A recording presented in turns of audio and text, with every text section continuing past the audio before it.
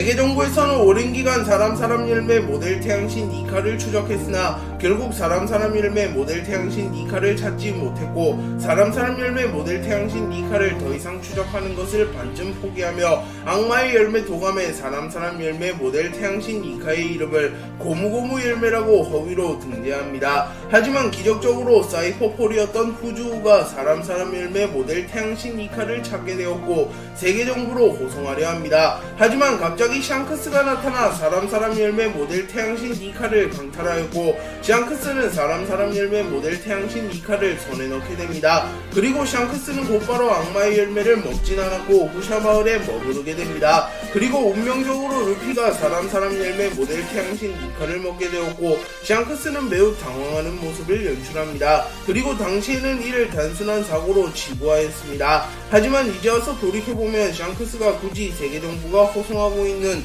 사람 열매 모델 태양신 니카를 탈취한 것이 수상하며 그 열매를 먹지 않고 보관한 것도 수상합니다. 또한 굳이 식탐이 과한 루피의 옆에 악마의 열매를 방치한 것도 수상합니다. 그렇게 샹크스는 어쩌면 루피가 조이보이가 될 것이라는 사실을 알았기에 사람 열매 모델 태양신 니카를 루피에게 자연스럽게 넘겼다고 추정해볼 수 있습니다. 그리고 루피가 사람 열매 모델 태양신 니카를 각성하자 샹크스가 루피의 포스터를 보며 의미심장한 표정을 짓는 장면도 있기에 확실히 샹크스의 행보가 사람 열매 모델 태양신 니카와 관련이 있다고 볼 수 있습니다. 샹크스는 모험을 즐기기 위하여 이스트블루의 후샤 마을까지 오게 되었고 그곳에서 루피를 만나게 되었습니다. 그리고 루피는 자유를 추구하며 전 바다를 돌아다니며 여행을 즐기는 샹크스를 존경하게 되었고 자신도 샹크스 같은 해적이 되고 싶다고 생각하였고 루피는 해적이 되겠다는 목표를 가지게 되었습니다. 그리고 루피는 샹크스에게 자신도 바다에 데려가 달라고 말하였으나 샹크스는 루피가 너무 어리다는 이유로 거부했습니다. 그리고 루피는 샹크스가 가져온 신기한 열매를 관찰하다가 흥미를 느꼈는지 악마의 열매를 먹어버렸고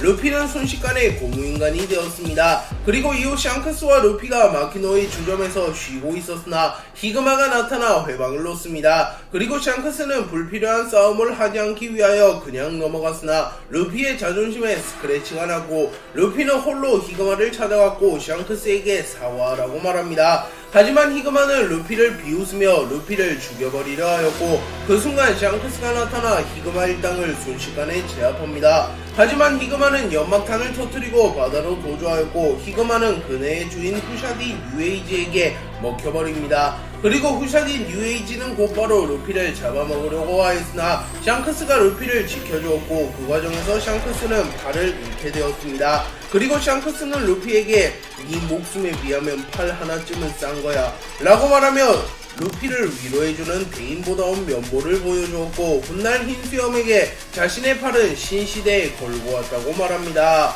루피가 처음으로 사람 열매 모델 태양신 니카를 각성하며 카이도우를 참교육하는 모습을 연출했을 때만 하더라도 독자들은 루피를 세계관 최강자로 취급하였으며 흰수염 거프 로저마저 넘었다고 말하였습니다. 실제로 루피는 세계 최강의 생물 카이도우를 매우 손쉽게 쓰러뜨리며 현역 최강의 반열에 올랐습니다. 하지만 일부 독자들은 루피와 카이도우가 정정당당하게 붙지 않았으며 카이도우는 신 오니가시마를 통째로 운반 중이었으며 야마토 아카자야 구남자 등과 겨루었기에 체력적으로 루피보다 불리한 환경에 처했다고 주장했습니다. 실제로 루피가 기어 피포스를 각성한 이후에는 카이도우보다 유리한 환경에서 싸워온 게 사실이긴 합니다. 다만 루피 역시 게르니카의 난입 때문에 카이도우에게 정탈을 허용하였기에 루피 역시 계속하여 유리한 환경 속에서 카이도우를 상대한 것만은 아닙니다. 그렇게 니카 루피가 와노쿠니에서 보여준 퍼포먼스는 분명 상황 중에서도 독보적이라고 볼 수 있습니다. 하지만 루피가 에그헤드 섬에서 로브루츠와 세라핌을 상대로 기어 피프스를 사용한 이후에도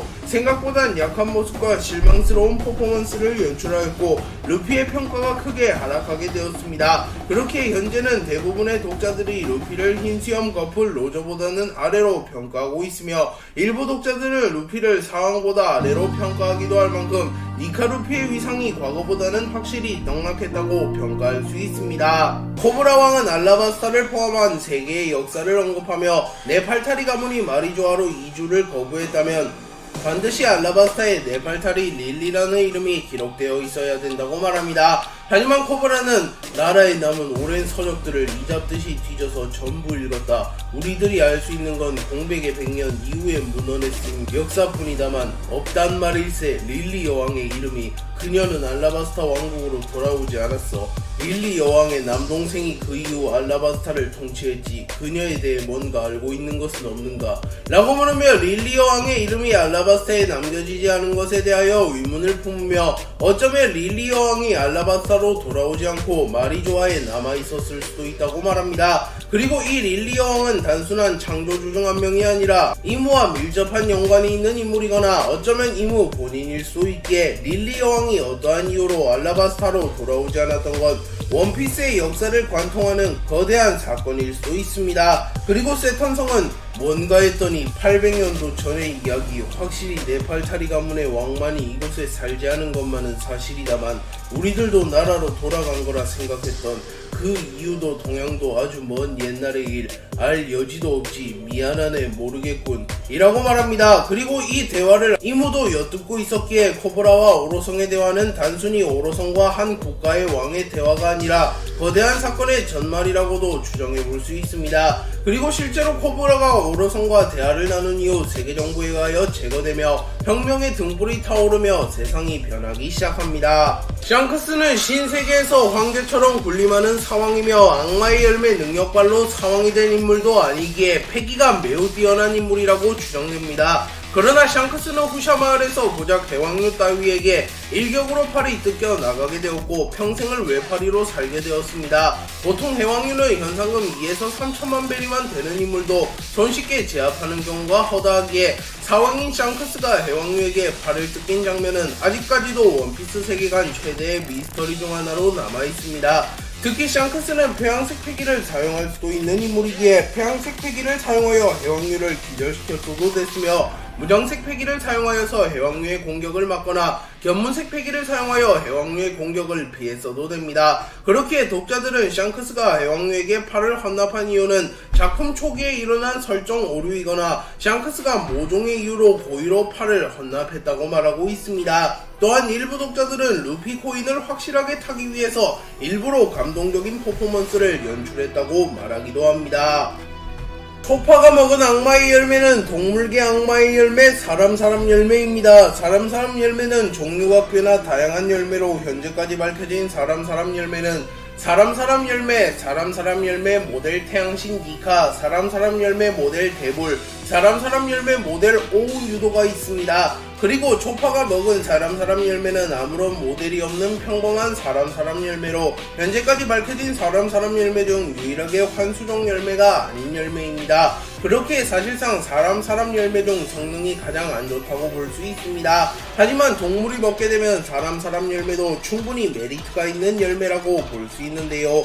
우선 초파는 사람 열매를 먹게 됨으로써 인간과 동등한 지능을 얻게 되었으며 인간과 자유자재로 소통을 할 수 있게 되었습니다. 또한 수명도 인간만큼 늘어난 것으로 추정되는데요. 술록의 평균 수명은 고작 5년 남짓인데 초파는 현재 17세이기에 일반적인 술록보다는 최소 3배 이상이나 더 살아가고 있으며 이는 사람 열매의 능력 중 하나로 추정됩니다. 그렇게 초파가 먹은 사람 열매는 동물이 먹으면 좋은 열매이며 초파에게 매우 잘 어울리는 열매라고 볼 수 있습니다. 또한 추후 초파의 열매도 모델이 존재하는 환수종 악마의 열매라고 밝혀질 수도 있기에 이 부분 역시 초파의 떡상을 기대할 수 있는 부분입니다.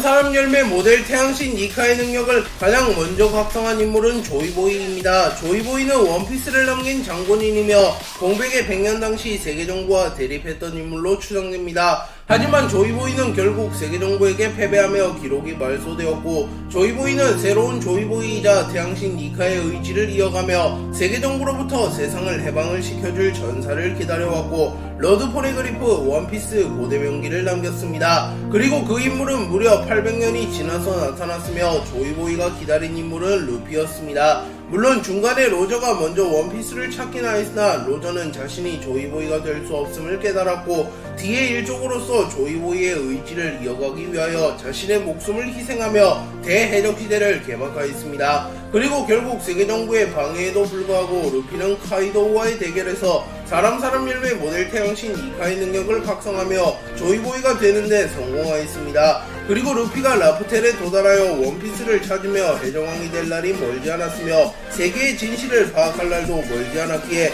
루피가 해적왕이 되며 원피스를 찾게 될 때 조이보이에 대해서도 자세한 정보가 풀릴 것으로 추정됩니다. 그리고 아직은 조이보이의 무력에 대하여 자세히는 알 수 없으나 조이보이가 선대 사람 열매 모델 태양신 이카의 각성자임을 감안하면 조이보이는 약할래야 약할 수가 없는 캐릭터입니다.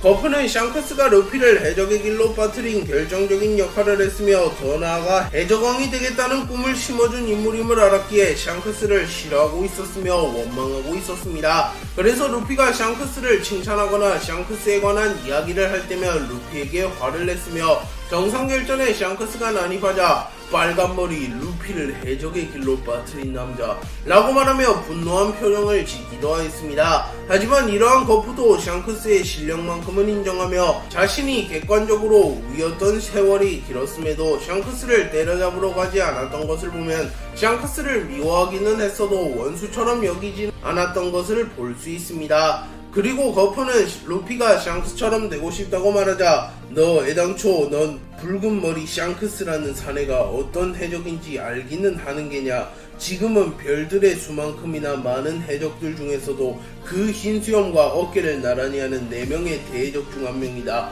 위대한 항로 후반부에서 황제처럼 군림하는 그들을 세상은 사왕이라 부른다. 라고 말하며 샹크스의 명성을 설명해 주었고 아무리 자신의 손자라 할지언정 아직은 루피가 샹크스를 따라잡는 것은 무리라고 할 만큼 샹크스의 전투력만큼은 인정해주는 모습을 보였습니다.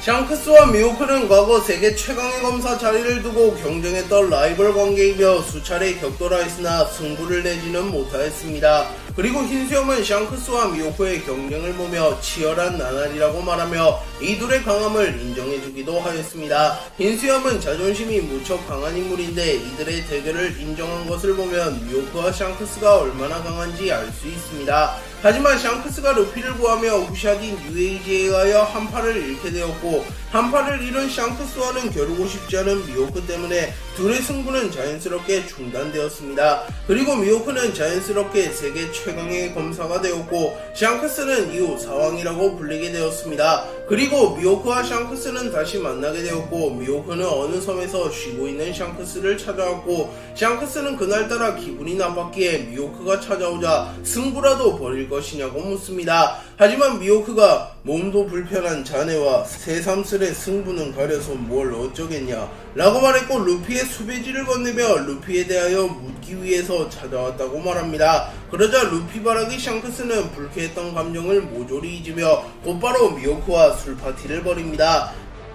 크로커다일은 과거 신세계에서 이름을 떨치던 유명한 해적이었으며 정부가 직접 실무회가 되라고 말한 몇 안 되는 인물이기도 합니다. 그리고 크로커다일은 로저의 처형식을 지켜본 이후 본격적으로 바다에서 자신의 이름을 떨치기 위하여 당시 세계 최강의 사나이라고 불렸던 흰수염에게 도전하였으나 흰수염에게는 참패하고 맙니다. 그리고 이후 크로커다일은 단순히 무력으로는 흰수염 같은 괴물을 능가할 수 없다고 판단했는지 정부조차 두려워할 만한 군사력을 원하게 되었고 고대병기 플루톤이 잠들어져 있다고 전해지는 알라바스타 탈취 계획을 세웁니다. 그리고 크로커다일은 이미지 개선을 위하여 왕아 칠무회가 되었으며 해적 소탕에 힘을 썼고 이때 크로커다일 경이라는 별명이 생기게 됩니다. 그리고 크로커다일은 플루톤의 위치를 알아내기 위해서는 알라바스타에 있는 포네그리프를 해독할 필요가 있다고 생각했고 당시 정부에게 쫓기고 있던 리코 로빈을 자신의 수하로 영입합니다. 원피스에는 중년의 인물들이 강한 경우가 많으며 사실상 40대에서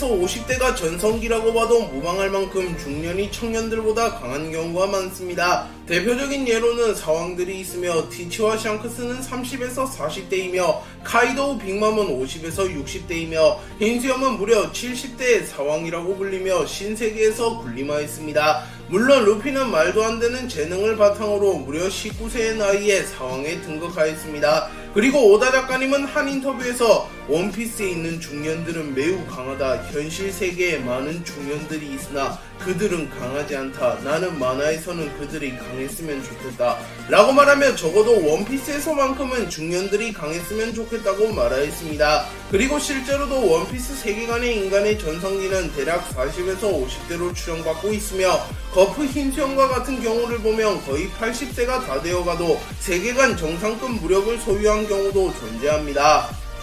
로저는 항해를 하던 와중에 어느 섬에 들르게 되었고 그곳에서 해군과 맞닥뜨리게 됩니다. 그리고 로저의 적단은 압도적인 무력을 과시하며 해군을 순식간에 초살내버렸고 로저는 너희들로는 하나도 재미없어. 날 잡으려면 거프나 센고쿠라도 데려와 라고 말합니다. 그렇게 해군에서 로저를 상대할 수 있으며 로저를 체포할 가능성이 있는 유일한 인물은 거프와 센고쿠밖에 없다고 볼 수 있습니다. 그리고 거프는 로저의 라이벌로 익히 알려져 있기에 어떻게 보면 당연한 발언이나 로저가 센고쿠 역시 자신을 위협할 만한 강자라고 평가한 것을 보면 센고쿠 역시 해적왕에 준하는 강자라는 것을 알 수 있습니다. 그렇기에 로저의 이 발언이 나온 이후로는 센고쿠 거품 소리 쏙 들어갔으며 센고쿠 역시 흰수염 거프 로저와 맞먹는 강자라는 평가를 받고 있습니다. 그리고 티치가 에이스를 세계정부에 넘겨버린 이후 세계정부에서는 로저의 아들 에이스를 공개 처형하기로 결정합니다. 그리고 흰수염은 동료의 죽음을 결코 용납하는 사나이가 아니었기에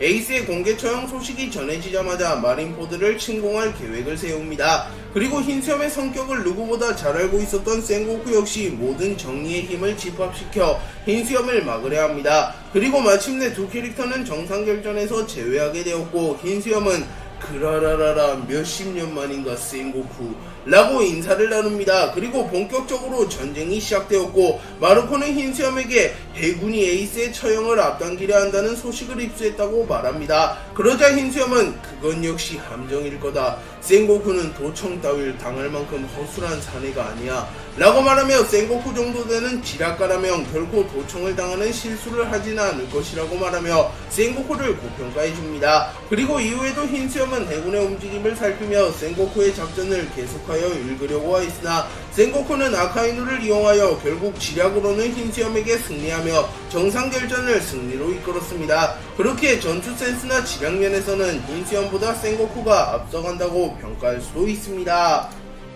샹크스는 에이스가 티치를 쫓는다는 소식을 들은 이후 흰수염에게 록스타를 파견하여 이를 말려보려 했으나 흰수염은 록스타와는 대화조차 나누지 않았고 샹크스는 결국 자신이 직접 흰수염과 접촉합니다. 그리고 사왕 2명이 접촉하자 세계정부에서는 이를 경계하였으나 어로송들은 샹크스가 연루되어 있기에 별다른 액션을 취하진 않으며 샹크스를 신뢰하는 모습을 연출합니다. 그리고 샹크스는 모비딕에 승선하자마자 엄청난 폐왕색 패기를 뿜어대며 흰수염의 적단 신참들을 기절시켰고 마르코와 조즈는 이를 보며 감탄합니다. 그리고 샹크스는 모비딕에서 만난 마르코에게 스카우트를 하였으나 마르코는 이를 당연히 거부합니다. 그리고 샹크스는 흰수염이 애주가라는 것을 알았기에 좋은 술을 들고 찾아와 흰수염에게 건넸고 흰수염은 만족하는 듯한 모습을 보입니다. 그리고 샹크스는 흰수염에게 티치를 쫓으러 간 에이스를 기환시키라고 말합니다. 그리고 이때 샹크스의 눈에 난 상처를 낸 장본인이 티치라는 것이 밝혀졌고 티치는 이미 비능력자 시절에도 사왕 샹크스를 상대로 우위를 점할 만한 실력자라는 것이 밝혀집니다. 하지만 흰수염은 자신의 자존심과 에이스의 체면이 있기에 샹크스의 제안을 거부했고 결국 흰수염과 샹크스의 협상이 결렬되었고 샹크스는 폭주하는 시대를 누구도 막을 수 없을 것이요 라고 말합니다. 그리고 흰수염은 무엇이 두렵겠나 나는 흰수염이다 라고 말한 이후 두 캐릭터의 검이 충돌하게 되었고 흰수염과 샹크스의 폐왕색이 충돌하며 하늘이 갈라지는 모습이 연출됩니다. 버기는 크로커다일 미호크와 동맹을 맺은 이후 자신의 부하에게 크로스길드 포스터를 만들라고 말합니다. 그리고 버기의 부하들은 버기를 리더처럼 묘사한 포스터를 만들어 전세계에 뿌렸고 해군도 이 포스터를 압수하게 됩니다. 그리고 브랑뉴와 해군은 당연히 사진만 보고 버기가 크로스길드의 리더라고 생각하였습니다. 그도 그럴 것이 버기는 세간의 해적왕의 선원이자 사왕 빨간머리의 라이벌이자 임펠다운 대소동의 주동자로 알려져 있기 때문입니다. 그래서 해군에서는 버기를 사왕으로 선포하였고 거기는 엉겁결에 사왕이 되었습니다. 그리고 해군은 칠무의 연합인 크로스길드가 탄생했다는 소식을 들었고 브랑뉴는 해군의 장성들 앞에서 이들을 소개합니다. 그리고 크로스길드는 세계를 혼란에 빠뜨렸으며 해군에게 지극히 위험한 조직이라고 말하며 크로커다일 버기 미호크의 현상금을 소개합니다. 그리고 브랑뉴는 크로스길드의 탄생 비화를 몰랐기에 크로커다일을 버기의 수하라고 소개하며 크로커다일의 현상금은 19억 6,500만 벨이라고 말합니다. 그리고 세계 최강의 검사라고 불리며 사왕 샹크스를 뛰어넘는 무력을 지닌 미호크의 현상금은 무려 35억 9천 벨이라고 말합니다. 그리고 마지막으로 크로스길드의 공식적인 리더이자 새로운 사왕으로 등극한 버기의 현상금은 30억 8,900만 벨이라고 소개하며 브랑뉴는 브리핑을 마칩니다.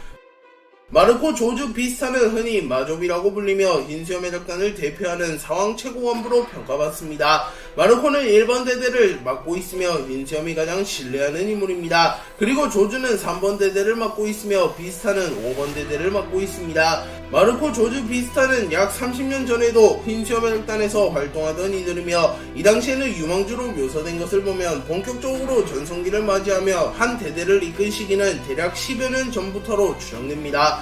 그리고 마르코 조즈 비스타는 흔히 사왕 최고원부로 분류되며 2인자, 3인자, 4인자 라인에서 가장 강하다는 평가를 받고 있습니다. 마르코는 논해급 사왕 최고원부인 아오키지 미호크를 제외하면 사왕 최고원부 중 가장 강하다고 평가받으며 비스타는 사왕 최고원부 2인자들을 제외하면 가장 강하다고 평가받습니다. 그리고 조즈는 사왕 최고원부 4인자 라인인 스무디 잭, 오거 등과 비교하면 확실히 더 강한 모습을 보여주며 사실상 사왕 최고원부 3인자 라인인 크래커 퀸 등과 비교하여도 더 강하다고 평가받습니다. 그렇게 흰수염 해적단이 최강의 해적단이라고 불리는 데에는 선장인 흰수염의 무력도 있겠으나 마조비가 사왕 최고관부 중에서도 상위권에 속하는 무력을 가진 건 역시 한 몫을 했다고 볼 수 있습니다.